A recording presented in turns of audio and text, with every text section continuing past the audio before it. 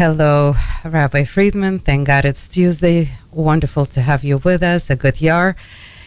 And as I just told our listeners, we have a tough show today, a tough show that has been asked by a lot of our listeners, and not just listeners, just people that I meet. It seems like a lot of people are now have this as part of their life, something in their families. They have family members with non-traditional sexual orientation. It seems to be very common nowadays. I don't know if it's something that's became more common or just became more out there, more known. I don't know if it's because of the acceptance of the society that it started to become that we encounter it more often, or it's just something that is happening more often in our day and age. But a lot of people who have members in their family, their children, and not just their children, who are encountering such relationships in their family are having questions about how to deal with it, because the society obviously is telling us to be accepting. Acceptance is the big word when it comes to non-traditional sexual orientation these days. I'm sorry, and we're asked to be accepting. Is this something that we should be, or I mean, there are a lot of questions that people are asking, and I guess let's just start, and I'll try to relay their feelings and the questions that I'm being asked, and I'm being asked to relate to you, and see if we can make things a little bit clearer, easier for people to comprehend, understand, and deal with. It's interesting you said non-sexual. I think that's becoming a problem too. Of all the different sexual orientations, non-sexual is becoming quite popular. And I don't think anybody's happy with that. So we'll tolerate it, of course. We tolerate everything. But where are we going? What's happening? Well, how should parents feel if their child says, I am non-sexual? You say, oh, that's great. Whatever works for you. Or just say, what? That's terrible. That's not the way it should be. So we have this clash between modern values versus traditional values. The modern value is tolerate everything. Everything is acceptable. Whatever people feel, whatever people think, whatever people are doing, it's acceptable. Which is a great virtue. But it doesn't have a direction or a purpose. So where are we going? The question is not, can we tolerate? The question is, are we a healthy society? Are we headed for a healthier future? Or are we falling apart? Are we becoming totally dysfunctional? And I don't think anybody likes that. So whatever the sexual feelings, crisis, or whatever you want to call it,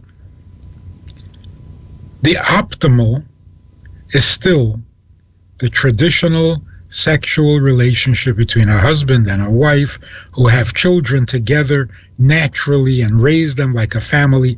It's still the best option. And no matter how tolerant you want to be of everything else, you can't change the facts. The facts are a good, healthy family in the good old-fashioned way is still the best. Doesn't always work. We know that.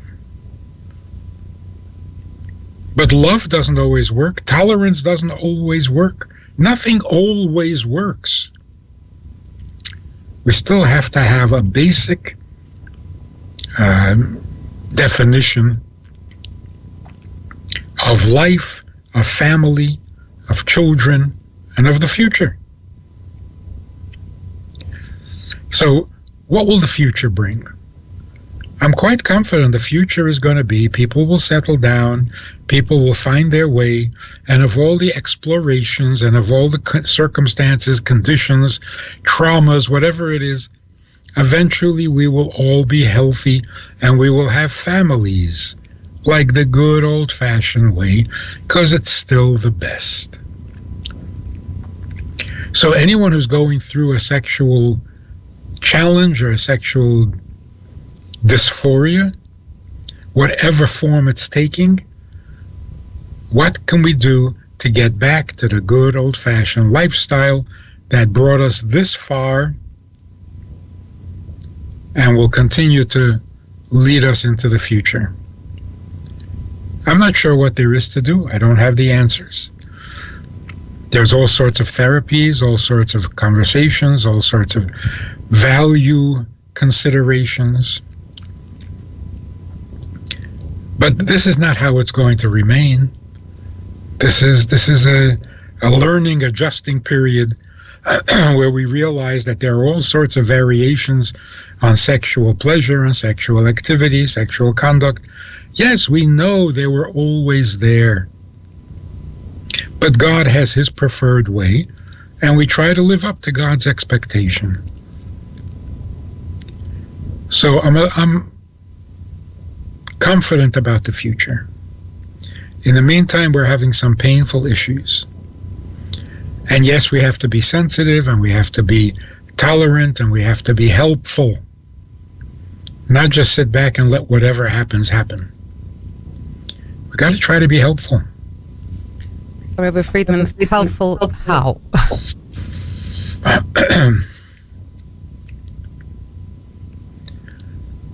Well, in some cases, it's a medical issue, it's a psychological issue, it's a trauma issue. Got to be helpful in there, in whatever we can do about that. In some cases, it's just a fad. It's just become popular. People are confused. We don't trust the old system. We don't know what the new system is going to bring. So there's a need for re-education.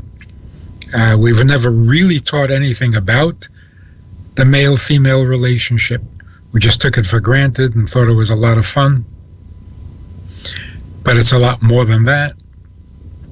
So whatever we can do, medically, ethically, morally, we got to help. It's nice to be tolerant, and it's necessary, but it's not the end. We got to find some solutions to where families can be healthy again, to where a man and a woman can both be fathers and mothers of their own children naturally in a healthy fashion. Why not? That's still the best and the optimal. Rabbi Friedman, to make the argument that every alternative is just as good as the original, it's not just as good. It's sad. Like, for example, we all know from the Torah that there are all forms, many forms of sexual expression. All of them are sexual pleasure. We're told this in the Torah right from the beginning, that there is pleasure in heterosexual, there's pleasure in homosexual, there's pleasure in incestual, there's pleasure in every form of possible sexual activity. This is not shocking, it's not new. What the Torah tells us is that we have freedom of choice. We can express our sexuality in whatever way we choose. So God says, if you're choosing, how about doing it my way? So we said, fine, do it your way. As long as we have an outlet for our sexuality, we don't need every outlet. We're not gluttons. So every person by nature is bisexual or trisexual or quadrosexual. We have so many ways we can find sexual pleasure. God says if it's all the same to you, choose this one. We should be free to choose. A person who says, no, I can't, I am limited to one way, the only way I can, that's not healthy. What happened to your free choice? So our sexual expression should not be forced on us by conditions, by genetics, by I don't know what it is. But why don't we have the option, the freedom? The freedom of choice. That is the best, most healthy condition. Of course, you can be bisexual. Doesn't take any great talent. Question is, which is the holiest, the most productive, the healthiest, or whatever you want to call it? What's the preferred way of all the possible ways? So saying that I find pleasure in a heterosexual relationship doesn't mean I can't find pleasure in a homosexual relationship. And if I find pleasure in the homosexual doesn't mean I can't find pleasure in the heterosexual. And if I'm attracted only to someone else's wife, doesn't mean I can't find pleasure from my own wife. We have freedom. We have choices. So God didn't create us with a one single path of sexuality. He created us with many paths and asked us to choose the one that He prefers, which is the same with food. We can enjoy every kind of food. Frog legs, I hear, are very delicious. God says if it's all the same to you, how about if you stick to the cow and the sheep, and don't go for the pig, and don't go for the lobsters? And I'm fine. I don't care. As long as I have some good food to eat, I'm not going to be a glutton and demand every kind of food and every kind of pleasure. So where is our freedom of choice? What's happening to us? What are all these seemingly restrictive, compulsive, can't help it, this is the way I am, I have to do it this way? What happened to freedom of choice? And why doesn't everybody have freedom of choice? So we will find ways of being free to do the right thing and not be a slave or a victim of our passions. That would be very healthy. Rabbi Friedman, a lot of what you said, usually there's this counter argument from the society that we are free to express ourselves the way we feel of expressing ourselves, and that is the outcome of why people are choosing what they're choosing. And so it's actually, I love what you just said, because it completely counters everything that society is saying, that if you feel like, then this is what you have to follow, because this is your true passion and you have to be free to make yourself happy. If that were true, that would be okay. But then there's the argument, I can't help it. I can't do it any other way. What's with the gender dysphoria? I can't. I have to become a boy. I have to become a... You have to? That doesn't sound good. You're not choosing. You're saying you're forced and that you have no choice. Oh, what is that? That is not good news. We're losing our freedom of choice. I'm sure there are cases where, yes, an illness takes away your freedom of choice. But they're not calling it an illness. They're calling it a preference. Well, if it's the only way you can function, it's not a preference.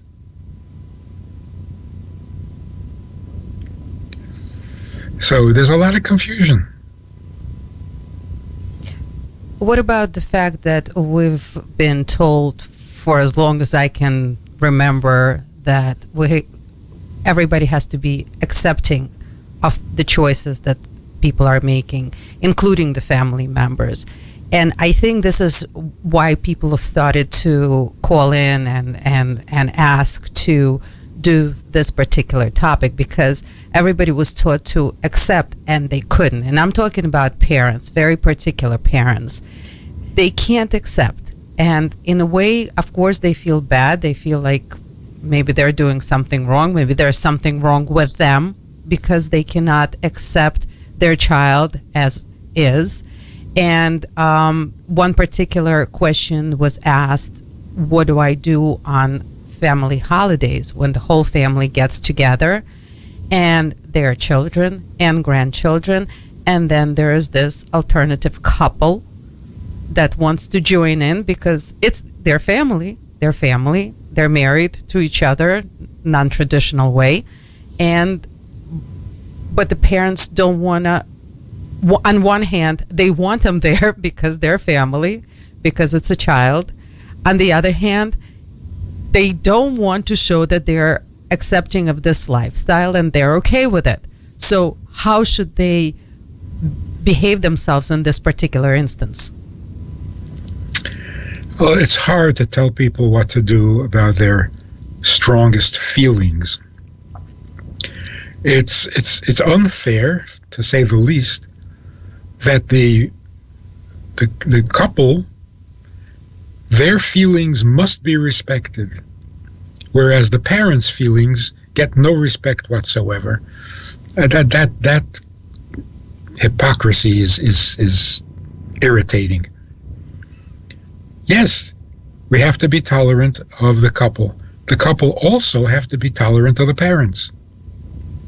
No, doesn't it work both ways? So the parents are condemned as being intolerant. How intolerant is that?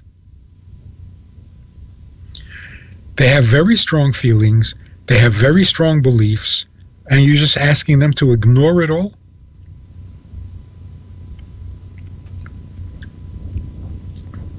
I know one young man, Jewish guy, decided to marry a non-Jewish woman. The parents are devastated. They're devastated. This never happened in their family. They are shocked. They are embarrassed. They don't know what to do with themselves. And they tried to talk to the boy. Anyway, he decided they're going to get married. And he demands that the parents come to the wedding and that they smile.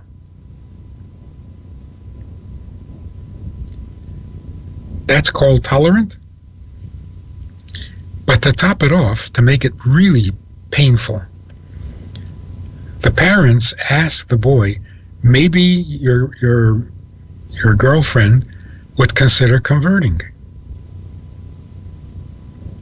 That would be acceptable to everybody. And this guy says to his parents, we mentioned it, she mentioned it to her parents, but they're not comfortable with the idea, so that's out. How should the parents feel? Oh, her parents are not comfortable, so it's out. The insensitivity is shocking. So if parents have feelings or beliefs or convictions, then they're just monsters. Now, come on. If we're going to be tolerant, it's got to be tolerance both ways. If there was a little tolerance both ways, people would work it out. But there's tolerance only from one direction. People can do whatever they want and then demand tolerance. It's not nice. The other thing is, parents are horrified because it all seems to be so hopeless, permanent, chronic. Somebody says, I think I'm gay. Oh, that's it for the rest of your life? It's all over? Calm down. There are gay feelings in every person. We're all bisexual. Think about it for a minute. So the snap decisions, the claim that I can't be any other way, and then saying it's my preference, we're so confused. And the confusion hurts more than the sexual preference. We don't know what to make of it. We don't know what's happening, including the people who are finding all these other sexual outlets. They're confused too. They contradict themselves up and down. So it's a very painful time. It will pass. This is not permanent. And we will be healthy in the end. And healthy means having the freedom to choose. Moral means if you're choosing, choose God's way. That would make it a moral choice. But having the ability to choose, that's just healthy. Rabbi Friedman, but in this actually very particular case, what would you say to the parents regarding this holidays? Should they invite their children who are married non-traditionally with the rest of the family? Because the family is split on that as well. Some people say, yes, absolutely, their family, we want them there. And others are like, makes us uncomfortable. And the parents are in a really, really tough spot. They feel uncomfortable with this marriage as well. But at the same time, I mean, what would you suggest for them? I think if you've made it very clear that you can't agree or you can't accept their lifestyle and yet invite them for meals, that's perfect. We have to teach, we have to share our feelings, our beliefs, and our convictions.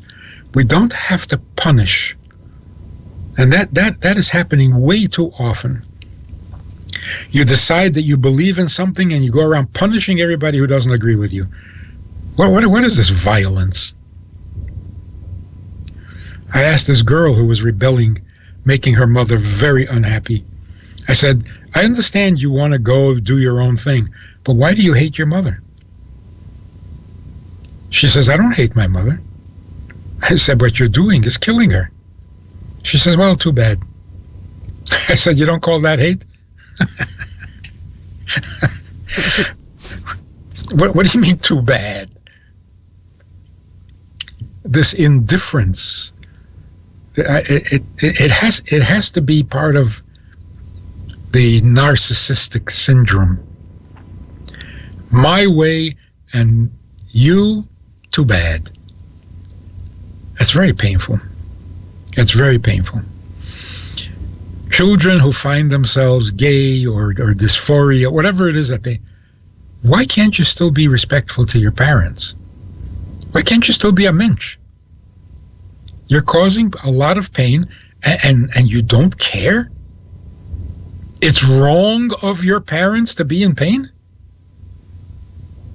They don't get to have an opinion and a feeling? It's not right. It's not right. So, if both parent and child were a little more considerate of each other, they could work it out. Like any friends, like any good family, you work it out. But when you set down absolute demands, inflexible, okay, so what do you expect? Should the parents invite the child? Yes, that would be wonderful. But the child has to be a mensch too. For example, I invite people to my house. I don't care what their beliefs are, as long as they don't preach it at the table. Don't come to my house and preach Christianity. But the fact that you're a Christian, so what? Come, let's have a good meal. But if you're going to go preaching, no, you're not invited. I'm not giving you a platform. So if a gay couple want to come, do they have to be blatant about it? Do they have to be sexual in front of the children? Of course not.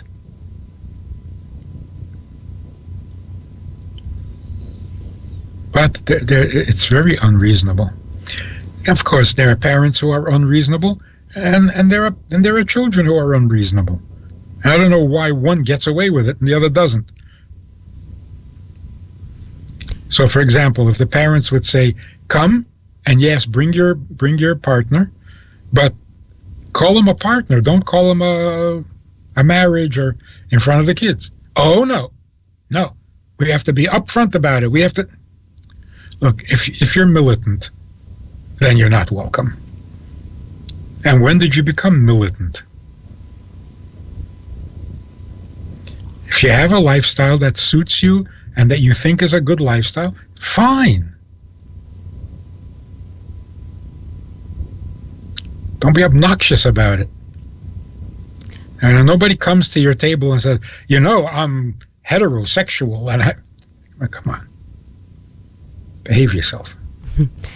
Rabbi Friedman, but we do have this societal pressures of being accepting and not judging for sure. So, I mean, we're not supposed to judge, I believe, altogether. That's not our job. But the societal pressures of being accepting, how should we deal with that? Because there are a lot of pressures from that. And I'll say it honestly, I even feel it personally. I mean, God forbid to think that, someone is doing something wrong or being, a little bit even weirded out by it. It makes you feel wrong inside because, to each his own, everybody is supposed to be able to, make their choices, like you said. So how do we deal with the societal pressures? So again, it depends what you mean by accepting. Accepting the person or accepting their opinion. We have to accept the person. We don't have to accept an opinion. What is this, mind control? So I disagree with people who eat non-kosher food. I still invite them to my table, but they cannot bring a ham sandwich with them. I invite the person, not the ham. So is that intolerant? No, it's my house. So come to my house because I like you. I don't like the ham, so don't bring the ham. So accepting doesn't mean accepting every opinion. That would be insanity. But you accept every person regardless of their opinion. Tolerance means I can disagree with you and still get along with you. But if I must agree with you, what is that? That's worse than communism.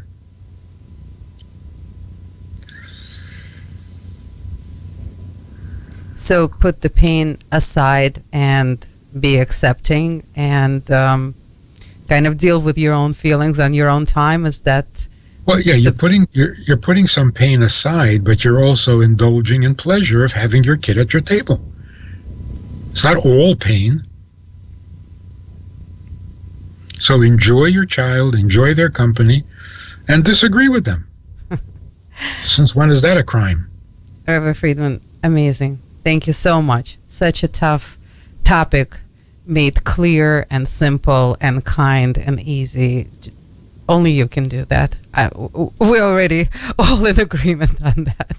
Thank you so much. I hope this is going to make it a lot easier for a lot of people out there who are experiencing this type of pain. And unfortunately, there are a lot of families out there that are now experiencing this type of relationship. So thank you so much. This was very, very important. And we do have requests for other important topics. They're personal. So I hope we'll be able to continue doing this, in our future programs. Thank you so much for the time. Should all have good news. Thank you so much. All the best. Till next Tuesday.